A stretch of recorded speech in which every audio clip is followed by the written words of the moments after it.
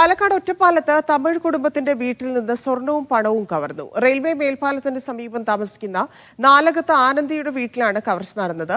2 പവൻ സ്വർണവും 42,000 രൂപയുമാണ് നഷ്ടപ്പെട്ടത്. ഏട്ടരയ്ക്ക് കുളിക്കാൻ പോയിട്ട് അങ്ങ് വരുമ്പോൾ ഏട്ട അവിടെ വന്ന് വാതിൽ പൊളിഞ്ഞ് കിടക്കണമെന്ന് പറഞ്ഞിട്ടുണ്ടായിരുന്നു.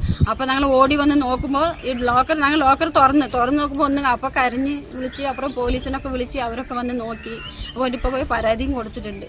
2 പവൻ സ്വർണം 42,000 പൈസ.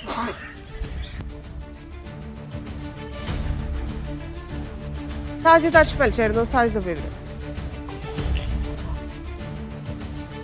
ഒറ്റപ്പാലത്ത് ഈ വർഷങ്ങളായി താമസിക്കുന്ന തമിഴ് കുടുംബത്തിന്റെ വീട്ടിൽ നിന്നാണ് പട്ടാപ്പകൽ മോഷണം നടന്നത്. ഈ വീട്ടിൽ നിന്ന് പുറത്ത് പോയ സമയത്താണ് സ്വർണവും പണവും കവർച്ച ചെയ്യപ്പെട്ടത്.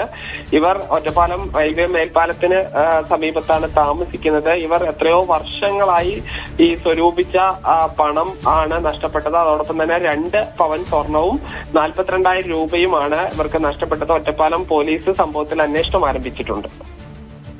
ശരി സാജിദ്, ഇന്നത്തെ സ്വർണ്ണവില.